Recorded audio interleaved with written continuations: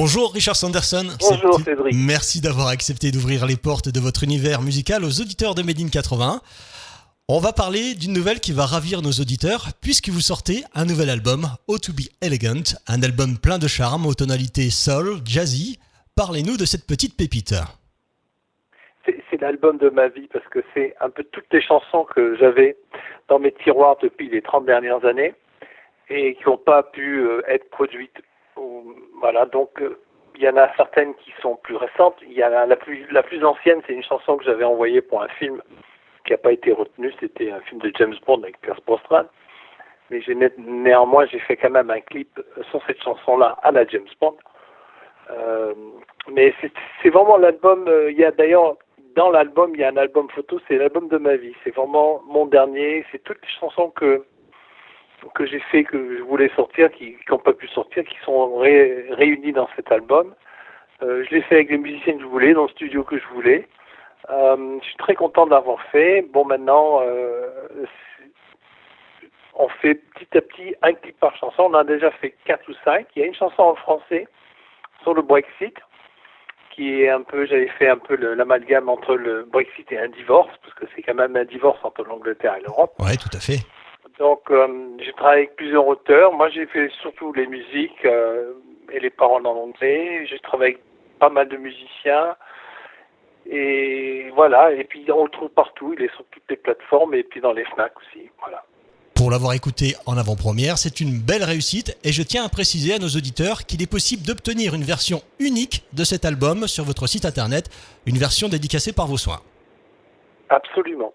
Eh bien, merci du compliment, ça me va dans tout le cœur.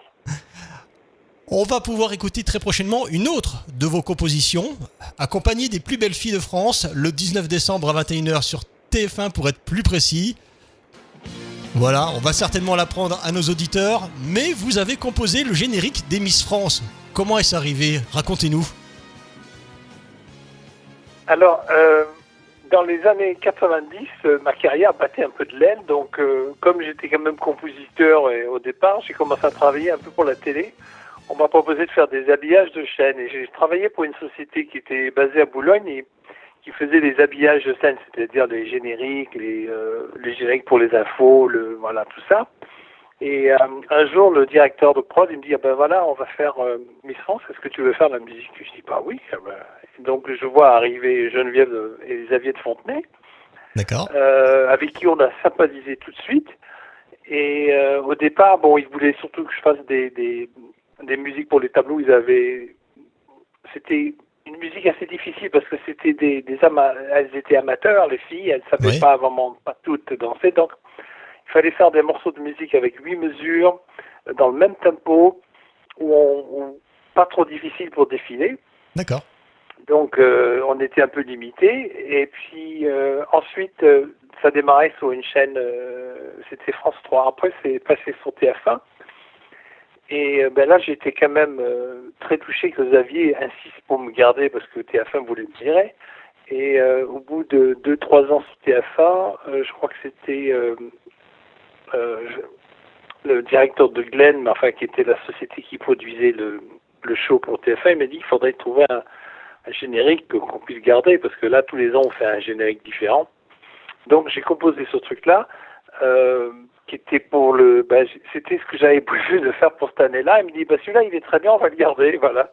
Il y a un film aussi qui est sorti, qui s'appelle Miss, je l'ai pas vu le film, mais ils m'ont demandé l'autorisation d'utiliser aussi cette musique dans le film, et j'aurais dit, bien sûr, sans problème, voilà. Quelle portée, des musiques qui marquent les esprits. Et on ne peut pas vous avoir au téléphone et ne pas aborder l'année 1980 avec La Boum, film qui est dans le top 5 des films préférés de nos auditeurs. Suivi de La Boum 2 en 82, vous interprétez les slows inoubliables, Reality et Your Eyes. Quel souvenir gardez-vous de cette période ? C'est là que... moi, j'étais déjà sur Paris, je faisais des maquettes, je faisais des trucs, je travaillais comme musicien. Je jouais du piano dans des orchestres pour des soirées privées, donc j'étais quand même dans le métier, mais j'arrivais pas à percer. J'avais fait quand même un album en 79 chez Vogue, que j'avais composé avec des amis, mais bon, c'était un petit peu passé en radio, mais voilà, c'était le tremplin qu'il me fallait. Et c'est vraiment un heureux hasard, parce que la tournée dans laquelle j'étais prévu a été annulée parce que il y avait des histoires de papier à la frontière espagnole. On n'avait pas le carnet pour pouvoir passer du matériel à la frontière. C'était en 80, l'été 80. À l'époque, il n'y avait pas encore l'Europe comme aujourd'hui. Donc, on s'est fait refouler à la frontière. On a atterri à Perpignan parce que le chanteur était de Perpignan. On a cueilli des abricots pendant 15 jours pour payer l'essence et on est remonté à Paris. Et moi, je suis arrivé trop tard pour repartir en tournée avec un groupe qui s'appelait les Visitors, qui étaient des gens qui étaient tout peints en argent. Là. Non, c'était les Roquettes. Ouais. Enfin, c'était un groupe comme les Roquettes à l'époque. Et finalement, j'ai eu 2 manques de bol, mais du coup, je me suis retrouvé tout seul à Paris. Et là, j'ai eu un coup de téléphone de Pierre Jobert, un éditeur que j'avais été démarché quelques temps auparavant. Et lui, il me dit, écoute, tu peux pas savoir le bol que tu as. Je dis, ah bon? Je dis, oui, parce que tu es là. Et il y a Vladimir Kosma qui cherche un chanteur pour chanter des chansons dans un film. Je dis, ça, c'est top. Oui. Donc, je suis allé voir Vladimir. Il m'a donné la partition de sa chanson, en réalité, c'est lui qui l'a composée. Beaucoup de gens pensent que c'est moi, mais non, c'est une musique de Vladimir Kosma. Et donc je suis rentré chez moi, j'ai mis la partition et j'ai enregistré ça assez vite parce que c'était quand même piano-voix.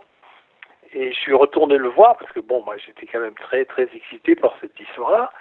Et lui il a écouté, il m'a dit moi ça me plaît. Bon maintenant on a d'autres gens qui sont sur le coup, voilà. Et puis il y a pas que moi qui décide. Aïe. Mais en vrai, Vladimir, il s'arrange toujours pour avoir le dernier mot. Comme c'est quand même... Et puis alors, ce qui m'a vraiment ébloui, c'est qu'il me disait que j'avais beaucoup de talent. Il me dit, venant d'un monsieur comme Vladimir, moi c'était, waouh, qu'est-ce qui m'arrive? Et ensuite, j'ai attendu, parce que ça c'était au mois d'août, j'ai attendu. En septembre, il m'a appelé, il m'a dit, moi j'essaye que ce soit vous, parce que ça me plaît. Est-ce que vous voulez venir? Par contre, il avait un problème, il voulait refaire les rythmiques parce qu'il n'était pas content de ce qu'il avait enregistré à Paris. Il disait que les musiciens jouaient comme s'ils lisaient une partition et pas comme un groupe. Alors, moi, j'ai dit, vous savez, il faut prendre un groupe et on répète. Et il joue sans lire la partition. Donc, on est parti à Londres. On a réuni des très bons musiciens qui jouaient souvent qui ont joué avec Elton John, enfin des grosses pointures. Il dit voilà, on n'a pas de partition, voilà la grille, vous allez la prendre, et on va répéter. Et Vladimir est venu nous écouter, parce que Vladimir il prend pas l'avion, donc il prenait en bateau chaque fois pour venir à Londres.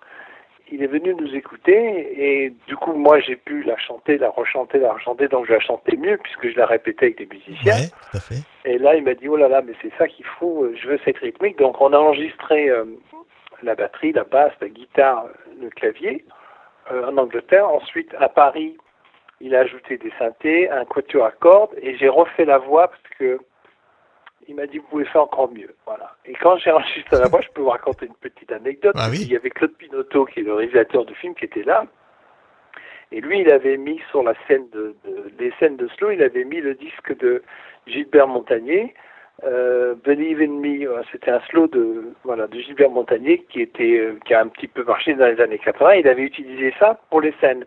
D'accord. Et donc il me disait oui, mais je ne retrouve pas. Il faut que vous chantez avec les tripes, vous savez, comme fait Gilbert Montagnier, un peu à la Ray Charles. Oui, tout à fait. Et alors, moi, je dis à Vladimir, mais moi, il faut prendre un mec qui chante, mais il faut prendre Montagnier, si vous voulez, la voix de Montagnier. Tu sais, ça m'énervait à la langue. Mais oui. Et Vladimir, lui, il voulait pas du tout que ce soit Gilbert Montagnier. Il voulait vraiment que ce soit une voix plus douce. Et surtout, ce qui était marrant, c'est que lui, il voulait être quelqu'un de pas connu. Donc... il m'a dit, va lui dire que tu peux pas chanter avec tes tripes, mais tu vas chanter avec ton cœur. C'est ce que j'ai fait. Et là, Claude, il savait pas quoi répondre. Et puis finalement, c'est Vladimir qui avait raison, parce que la chanson, ça a été un tube énorme. Question d'un auditeur, question de Franck, de Levallois-Perret. Avez-vous revu Sophie Marceau et avez-vous son 06? Question, vous n'êtes pas obligé de répondre, hein, je précise. Alors, je l'ai revu, mais pas depuis quelque temps. La dernière fois que je l'ai croisée, c'était dans un aéroport. Elle allait en Pologne voir son fils et moi j'allais voir mes filles en Angleterre. Et elle avait des lunettes, un chapeau et tout, mais j'ai reconnu tout de suite. Et tous les avions ont été en retard, donc on a dîné à l'aéroport de Roissy.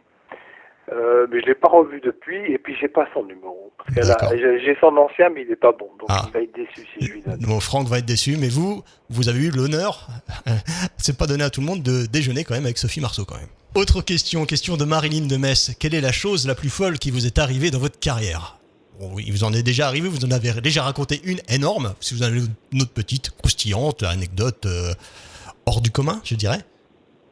Ben, des trucs fous, oui, je pense que j'en ai eu, mais là, je viens de me rappeler une anecdote un peu marrante, si vous voulez, c'est que je crois que c'était en 1983, Sophie Marceau avait fait un duo avec François Valéry. Dream in Blues. Quelque chose in Blue, c'était. Ouais, Dream in Blues, ouais, c'est ça. Ouais. Et donc, moi j'étais en Italie en tournée, parce que j'ai beaucoup tourné ensuite en Italie, en Asie aussi. En Asie, c'était un peu la folie.